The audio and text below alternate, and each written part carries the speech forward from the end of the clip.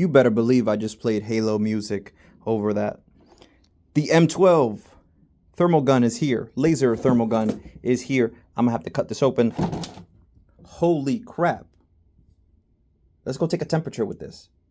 I gotta go get over to that fridge and see what's going on, whether or not the compressor is doing its thing, pulling its heat the way it's supposed to. Check the freezer levels, make sure they're going to X amount of degrees to make sure everything's running cold. They've already put food there as far as I'm concerned, and everything is running the way it should. It's a bit of a sound, so we'll have to see about that. But it could just be a small hiss or something like that, just the normal sounds of the fridge. Your fridge makes like 50 different noises, and they're all normal. It's when you don't hear one or you hear an extra one that's when you should be concerned. So yeah. Also, this is part of my last video that I did, so subscribe, please. Hope everybody's doing well. I'm going to let you know right now, I am not HVAC certified, so take everything I say with a grain of salt. We're taking off a few screws because we're going to be taking a look at the evap coil inside of a fridge. This is a 22-year-old Frigidaire that is unfortunately not cooling, and in the start of the summer, we want that to not be the case. So I'm looking through this evap coil, and you can see that the incoming pipe is frozen over. However, the rest of the evap coil is bone dry. This thing is not pulling in any kind of heat, and you can tell because there is no frost over it.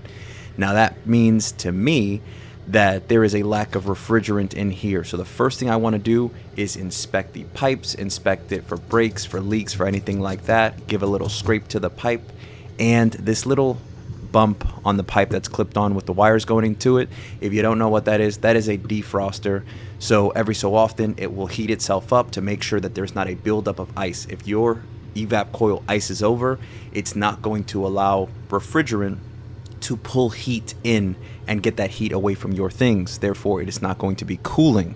I hope that sounds pretty straightforward. If you're not an HVAC savvy person, again, this is not a video describing what an HVAC or an AC system does, but I know what I have to do, and I also unplugged the fan just to make sure that the fan in the freezer was going and everything was running well there.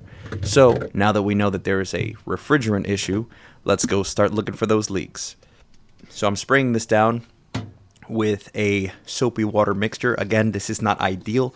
Nylog, or the company that makes Nylog anyway, they do have bubble products, and there are several other companies that make that. So I'm going to leave a link in the description. If you happen to be doing this kind of work, then use those. They don't introduce moisture, so if there is water getting sprayed over a leak, it's going to allow moisture into the system. So I will leave a link to something that is non-water based. So I'm looking through all the pipes, looking through all the connections, looking for the joints, looking for any place where you would be seeing bubbling, and any mixture that you do should be like 99% bubbles and 1% water if you're going to use this. So keep in mind, we're looking for the bubbles. You're not hosing this thing down to wet it, you're just trying to get the bubbles to stick. So doing a once or twice or 3 times over, we're looking at the condenser, we're looking at the filter, we're looking at the compressor, we're looking at everything. But keep in mind, I am not going to be spraying over the electronics here, of course. So do mind the spray zone.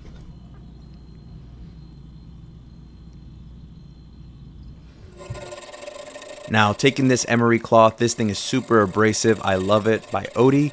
It's just going to scrape off all of that corrosion, all of that buildup, all of that oxidation that has been going on over years and years of work, so we can get a nice piece of pipe to be cleaned. I'm going to be adding a piercing valve to this, and that is for the purpose of being able to, one, check the pressures. Again, I don't have the oxyacetylene torch and everything to be able to braze on a proper gauge or service port.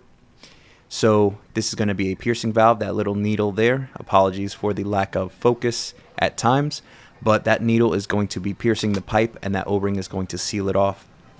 What this is going to be doing is allowing me to add or remove refrigerant as needed and put a vacuum if necessary. Now I'm selecting the right shim here. If it's too big, it will allow for leaks, and if it's too tight, it may misshape or damage the pipe. We don't want either to be the case. Slowly but surely, I'm going to bring down these 3 screws, giving a little bit of thread at a time, because the last thing you want to do is clamp down in one spot and then it's uneven. That can lead to the O-ring seating sideways or at a bad angle, which can cause leaks as well. Slow and steady wins the race. I know we're trying to get this done before the fridge starts to make more rotten food, but you want to take your time when it comes to something like this. Now I'm drawing the piercing valve back just to make sure that while I'm threading it down, it doesn't prematurely puncture the pipe and then we have refrigerant bursting everywhere. So we're going to give this the right attention, a few threads at a time, and that piercing valve is all the way back, or that piercing needle is all the way back. So here we're bringing in the gauge, and I want to make sure that this thing is holding vacuum properly, because if it's not, and then we know we have a leak somewhere, and then we'll have to take care of it. But if it is holding a vacuum, it may just need a recharge. In this particular case, again, this is not me diagnosing your fridge, this is just me taking care of this one. Now for the moment of truth, I am going to be drawing in that screw, and that is going to cause the needle to pierce the line. While that's going on, the main important thing is to not clamp down on a corner portion or a curved portion or a damaged portion of the line, because it is going to lead to a bad connection. You also want to make sure it's not too close to the compressor and in a spot where if it needs to be backed up against the wall, that the service port is not putting pressure on the lines. This is a self-tapping adapter. The standard one is the piercing style. Those need to be left on basically permanently to the can until they're empty because they leak forever. These self-sealing cans are what I personally use. So thread it on, but not all the way, because it'll spray everywhere if you don't have a way to close that valve off. Now, slowly, I'm going to loosen up this line just enough to purge any air that might be in the line and replace it with refrigerant. So after a few seconds, that refrigerant is going to force the atmosphere, force the air out of the line, so that what's being sucked into the system once that valve is open is pure refrigerant. That's the main thing. You don't want to allow moisture or anything into the system. My camera there overheated, so let's try to make this as quick as possible. Checking the pressure, I have an almost perfect vacuum in here, so I'm going to be adding a little bit of refrigerant just to the point where it's within spec for this particular fridge after checking the manufacturing recommendations for it. It's 1 to 4 psi.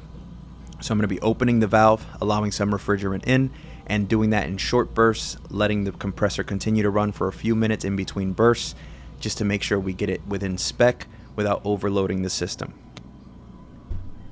While doing that, I was taking a look at the condenser temperatures. Obviously, there's a lot of dirt and buildup and dust back here, which doesn't help. But the main thing is to touch the lines, make sure that the cold side is cold, make sure the hot side is very hot to the touch, so that the refrigerant can be pulling the heat out of the air and doing what it needs to do. As you can see, run through the line. You want to make sure there's no hissing, no breaches, no leaks, anything that would suggest that you have a leak somewhere. And I really wanted to get these screws off so I could do a full cleaning, but I didn't want to damage the already old condenser. As per the manufacturer specs, it's between 1 and 4 psi, so I decided to fill it to 4 psi on the higher side since it was so empty. The main thing is to make sure there's enough space between the wall and the fridge. It's going to sit there for a while, so we want to know that there's ventilation or proper airflow behind the fridge. Also, that lump of foam in the corner was making me crazy, so I cut it out. And before I go and I start checking temperatures, and I want to make sure this thing is clean. There's so much dust and buildup back here, so if somebody's disabled or they're older or they just can't get to a place and you're already there, do them the kindness. It takes 2 seconds, and I promise you, your shop vac is very happy to do it because that's what they're built for. And if you do something nice for somebody, it just might make their day. So pass that kindness on to somebody else. They might, that might be the only kind thing they've felt in a while. As per the manufacturer specs, they also want 120 volts going to this particular fridge. I was inspecting the electrical line, check for your ampacity, check for the voltage, make sure everything as far as the relays and the electrical portions and everything is good. I also tested the defrost unit. This is all the foam that was in the corner. And using my temperature probe and my Klein multimeter, we're going to make sure that the freezer is doing its thing. Over here, we're at 33 degrees and dropping, which I'm very happy to see. And for 22 years old, the rubber seals that keep the cold in, they're still holding. So pretty good stuff on Rich Frigidaire's part.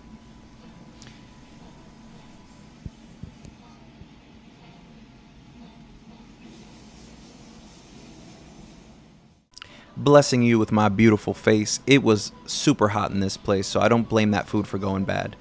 And checking that freezer one more time, that evap coil starting to show that juicy frost that we know and love. And that means that the refrigerant is properly pulling in that heat and doing its thing. So now that we know everything is going well, I'm going to put everything back together and start checking those temperatures. Over here, the condenser is doing its thing. It's probably at around 86, 87 degrees, just transferring heat. The ambient temperature in the room was a little over 87, probably going toward 90, kind of bouncing back and forth. 126 on that compressor, and again, happy to see a 22-year-old compressor doing its thing. It's not overheating, it's not making noise, it's not vibrating, so very happy there. And the final thing was testing the internal temperatures. We're bouncing between -5 and -6. I think the hottest point was probably around -4. So this thing, ice cold, and just letting everything kind of drop in temperature before we go putting food in. As for the fridge, per Frigidaire, they want 35 to 40 degrees. We got that 35, but the heat immediately went in, so it showed higher.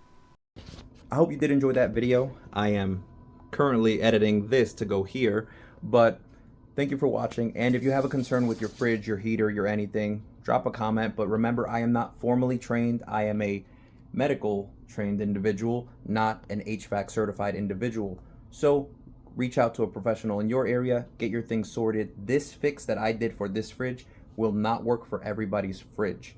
If you have an electrical issue, refrigerant will do nothing. It could be your logic board, it could be your smart board, it could be the ice maker, the water maker, it could be a relay, it could be the plug, it could be the circuit, it could be a wire, it could be anything.